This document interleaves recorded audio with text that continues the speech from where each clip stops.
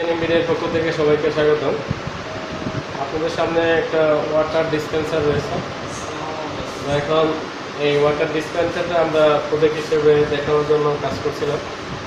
এখানে দেখেন যে এই জায়গাতে প্রথম যেটা রয়েছে এর মধ্যেই পানিটা থাকবে, ঠান্ডা হবে।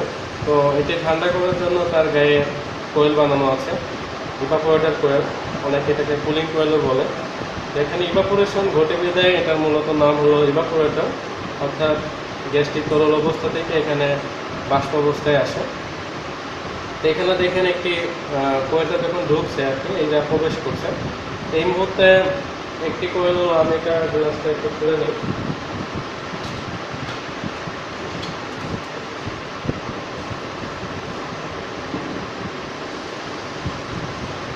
তো এখানে দেখুন যে এই যে কয়েলটা, এটা হলো মোটা আর এটা হলো চিকন। তো এটা হলো ক্যাপিলারি টিউব। তো ক্যাপিলারি টিউবটা এখান থেকে যখন এইখান থেকে লিকুইড গ্যাসটা আসলে প্রবেশ করে এই টিউবের মধ্যে, ইভাপোরেটরে, এইখান থেকে লিকুইড হয়ে আসে এবং সেই লিকুইডটা যেন বাষ্প হতে পারে। সেই বাষ্প তো অল্প জায়গার মধ্যে হতে পারবে না, যতটুকু গ্যাস আসে এটা পরিপূর্ণ স্টিম হওয়ার জন্য জায়গাটা দরকার, একটা প্রশস্ত জায়গা দরকার। তো এই গ্যাসগুলো টিউবের মধ্যেই থাকবে, বাইরে বের করলে তো কাজ করবে না বা বাইরে বের হবে না। তো এটা টিউবের মধ্য থেকেই সে লিকুইড অবস্থা থেকে কন্টিনিউয়াসলি আসতে থাকবে এবং সেটা যেন টোটাল আবার বাষ্প হতে পারে। সেই বাষ্প হওয়ার জন্য এখানে দেখেন, এখানে এই যে প্যাচটা, এরকম রাউন্ড প্যাচটা আছে, এই যে মোট 4টি প্যাচ আমরা সম্পূর্ণ দেখতে পাচ্ছি। আর যদি আমরা এই খণ্ড দুটো প্যাচকে একসাথে করি তাহলে 5টি প্যাচ সর্বোচ্চ এখানে আছে। তো এখানে এই 5টি প্যাচ, অর্থাৎ এর যে আয়তন, সেই 5টি প্যাচ নিয়ে এই ইভাপোরেটরটা কোয়েল তৈরি হয়েছে। এখানে যখন এই লিকুইডটা ঢুকবে, লিকুইড গ্যাসটা আমরা যেটা ব্যবহার করব, সেটা লিকুইড হয়ে যখন ঢুকবে, সেটা টোটালি 5টি প্যাচের মধ্য দিয়ে সে এখান থেকে স্টিম হয়ে যাবে, বাষ্প হয়ে যাবে এবং সেখান থেকে সে যখন স্টিম হবে, এটা মাইনাস টেম্পারেচার স্টিম হয়, বাষ্প হয়, অর্থাৎ এই কক্ষের তাপমাত্রা সে শোষণ করবে এবং এভাবে সে ঠান্ডা করবে। এটা গ্যাসের একটা ধর্ম। তো যাই হোক, তো আমরা দেখতে পারলাম এখানে দুটি অংশ, একটা হলো ক্যাপিলারি টিউব এসে লাগছে, অন্য 5টি কোথায় যে লাগছে আমরা এই দুটো অংশকেই দেখব। তো এখানে দেখেন খোলামেলা সবগুলো রয়েছে। তো নিচের দিকে আমরা দেখাই। তো মূলত এখানে কয়েকটি স্টেপ সেটা আপনারা জানেন, তারপরেও যারা আগে ভিডিও দেখেন না তাদের জন্য বলা উচিত ছিল যে আমরা প্রথম যে অংশটা দেখলাম সেটার নাম হলো ইভাপোরেটর, আমি নাম বলছি। এটা একটা প্রধান অংশ, এটাই ঠান্ডা করে। কিন্তু ঠান্ডা করার জন্য যে চালিকা শক্তি দরকার, যে করে এই কাজগুলোকে পরিচালনা করে, সেটা হলো এই কম্প্রেসর। এখানে রয়েছে যে কম্প্রেসর। তো একটি ফ্রিজের বা এসির সব থেকে মূল যে চালক, যে এটাকে পরিচালনা করে এই কাজগুলোকে, তার নাম হলো কম্প্রেসর। এখানে এই কম্প্রেসর আছে, সে হলো নিম্নচাপের গ্যাসকে উচ্চ চাপে রূপান্তরিত করে। আর এই নিম্নচাপের গ্যাসকে উচ্চ চাপে রূপান্তরিত করার দরুনই গ্যাসের চাপ এবং তাপ বেড়ে যায় এবং সেখন এই গ্যাসটি, এখানে দুটো পাইপ এই পাশে আপনারা দেখতে পাচ্ছেন, এখানে দুটো অংশ রয়েছে।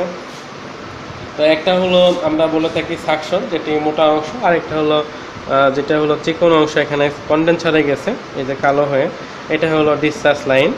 তো ডিসচার্জ লাইনটা, এখানে উত্তপ্ত গ্যাস এই পথে বের হয়ে থাকে। উত্তপ্ত গ্যাস যখন এই পথে বের হয় তখন এই কন্ডেন্সার, এটার নাম করা হচ্ছে, কন্ডেন্স করার অর্থ মূলত ঠান্ডা করা।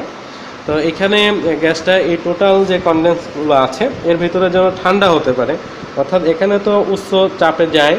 তো উচ্চ চাপে যাওয়ার জন্য এখানে হাই প্রেশার থাকে এবং তাপও বেশি থাকে সে কারণে গ্যাসে। তো এই উচ্চ চাপ থেকে এটাকে ঠান্ডা করার জন্য এই যে কন্ডেন্সার ব্যবহার করা।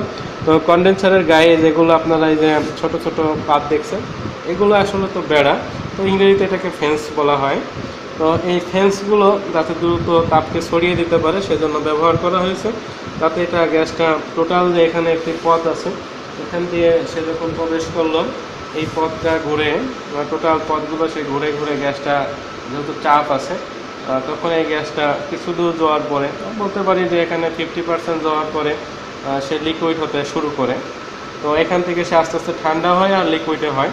তো এই কন্ডেন্সারের কাজ হলো টোটাল গ্যাসটা যেন এর মধ্য থেকে তাপটাকে হারিয়ে সে সে উচ্চ তাপ থেকে কিছু তাপ হারিয়ে সেজন্য লিকুইড হতে পারে।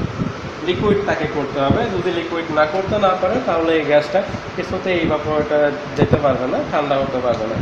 তো তখন এটা এখান থেকে এসে আমরা আবার দেখুন লিকুইড হবে শেষ ফিনিশিংয়ে, কনডেন্সারের ফিনিশিংয়ে এখানে একটা ফিল্টার রয়েছে, স্ট্যান্ডার বা ডায়ার। তো এই ফিল্টারটা একটি ছাঁকনি আছে নেট তার মধ্যে ভিতরে, যদি তরল গ্যাসের সাথে কিছু দ্রব্য থাকে যেটা আটকে যেতে পারে এই ক্যাপিলারি অংশে, সেজন্য এখানে ফিল্টারটা দেওয়া। তারপরে এটা ক্যাপিলারি টিউব হয়ে এটা আস্তে আস্তে যে ক্যাপিলারিটা গেল আপনারা দেখলেন আগের অংশে ইভাপোরেটরের স্পেসে। তো এখানে লিকুইডটা দিয়ে তারপরে ওই গ্যাসটাকে ঠান্ডা হবে লিকুইড থেকে, চেম্বারটাকে তাপ শোষণ করবে। এত কাজের মূল যে কাজটি ছিল চেম্বারটাকে ঠান্ডা করা, সেটা সম্পূর্ণ করার পরে গ্যাসটা যে আবার ফিরে আসতে হবে সেটাই হলো সেকেন্ড পথ, যেটা হলো এই যে দেখছেন এই অংশটা দিয়ে, সেটা হলো এই অংশটা দিয়ে সেটা আবার আমাদের কম্প্রেসরে ফিরে আসবে। এভাবে কন্টিনিউয়াসলি কম্প্রেসরে এক পাশ দিয়ে এখানে কাজ শেষে গ্যাসটা ফিরে চলে আসবে, অন্য পাশে আবার ওই লো প্রেশারের গ্যাসটা নিয়ে কম্প্রেসর হাই প্রেশার করে কন্ডেন্সারে পাঠাবে। কন্ডেন্সার থেকে ঠান্ডা হয়ে লিকুইড হয়ে আবার ইভাপোরেটরে যাবে, ইভাপোরেটর থেকে সেটা বাষ্পীভূত হয়ে আবার ফিরে আসবে। তো এইখানেও দেখেন একটা অংশ এখানে লাগানো রয়েছে, আমরা একটা ফিল্টারের মতোই লাগাইছি, কিন্তু এই ক্ষেত্রে কিন্তু এটা যে কাজগুলো করবে এটা ফিল্টারের কাজ করছে না এখানে, এটা এক ধরনের প্রোটেকশনের জন্য এটা কাজ করছে। আমরা একই অ্যাকুমুলেটর বলতে পারি।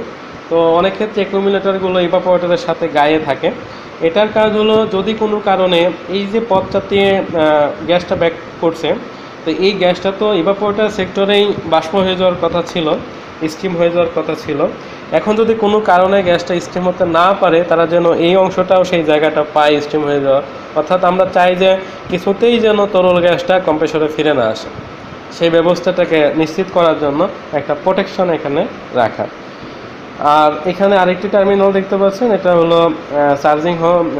চার্জিং টার্মিনাল, যেটা দ্বারা গ্যাস চার্জ করা হয়েছে। তো এখন আমরা এটাকে একটু চালিয়ে দেখব।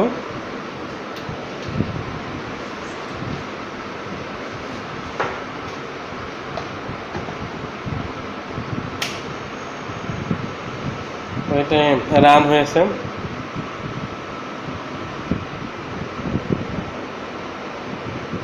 আমরা একটা কম্প্রেসর কাজ করছে কিনা বা একটা সিস্টেম কাজ করছে কিনা সেটা যেমন কারেন্ট দেখে আমরা বুঝতে পারি। আর নর্মালি আমরা অন্যভাবে বুঝতে পারি, যেমন আমরা যদি এই অংশটা বিশেষ করে কন্ডেন্সার যে অংশটা সংযুক্ত হয়েছে বা ডিসচার্জ যে অংশটা, সেইখানে যদি আমরা এটা টাচ করি এবং সেটা যদি উত্তপ্ত পাই যে সেটা উত্তপ্ত হচ্ছে, তাহলে বুঝতে হবে সিস্টেমটা কাজ করছে। তো এটা যখন উত্তপ্ত হবে তাহলে বুঝতে হবে এটা কাজ করছে, যদি উত্তপ্ত না হয় তাহলে কাজ করছে না। আমরা এই মুহূর্তে কেবলই রান করলাম, এটা হালকা উত্তপ্ত হচ্ছে। এটা যখন উত্তপ্ত হবে তখন এই গ্যাসটা মানে উচ্চ চাপ হওয়ার কারণে সেটা কন্ডেন্সারে যাবে এবং সেটা আস্তে আস্তে এটা স্টিম অবস্থা থেকে কন্ডেন্সার ঠান্ডা করে লিকুইড অবস্থায় নিয়ে আসবে। আমরা এই পাশে যদি এটাকে উপরে দেখি, আমরা এখন ইভাপোরেটর অপশনে কিন্তু যখন এটা এখন ক্যামেরায় বোঝা যাচ্ছে না মনে হয় এতটা, এটা কিন্তু যখন এই যে এই অংশটা কিন্তু ঠান্ডা হয়ে গেছে, এটা খানিক সময় চললে আরও ঠান্ডাটা বোঝা যাবে। দেখেন এখানে একটা বিশেষ করে এই যে ঠান্ডা আবরণ আসতেছে, গায়ে দেখা যাচ্ছে হালকা সাদা সাদা। তো এটা হলো যখন লিকুইড থেকে এটা যখন স্টিম হচ্ছে তখন কিন্তু এটা এই যে ঠান্ডা হওয়া শুরু করছে। এটা যখন কন্টিনিউ, আমরা তো কেবল স্টার্ট করলাম, এটা যখন কন্টিনিউ চলতে থাকবে তখন এই টোটাল যে আমরা 5টা, এখানে 4টা আর এই অর্ধেক অংশে আমাদের 5টা প্যাচ আমরা দেখতে পাচ্ছি। এই প্রায় প্যাচগুলোতে এরকম সাদা অংশ চলে আসবে এবং ভিতরে যখন পানি থাকবে সে পানিটাকে সে ঠান্ডা করবে। এই অংশটা এখন মনে হয় বোঝা যাচ্ছে যে এখানে হ্যাঁ ঠান্ডা হচ্ছে। তো এটা কন্টিনিউ চলতে থাকলেই হবে আর কি, এটা ঠান্ডা করবে।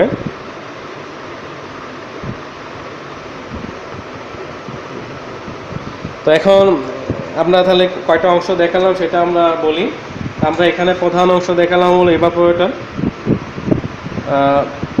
তারপরে আরেকটা অংশ প্রধানের মধ্যে প্রধান কয়েকটি অংশ রয়েছে, যেমন কন্ডেন্সার, এটা সিস্টেম, এটা ছাড়া কাজ করবে না, দুটো হলো। এরপর আরেকটা অংশ রয়েছে যেটা ক্যাপিলারি টিউব, যেটি দ্বারা লাইনটি যে কানেক্ট হয়েছে ক্যাপিলারি টিউব। 3টি অপশন। আরেকটি হলো আমাদের এই কম্প্রেসার 4টি।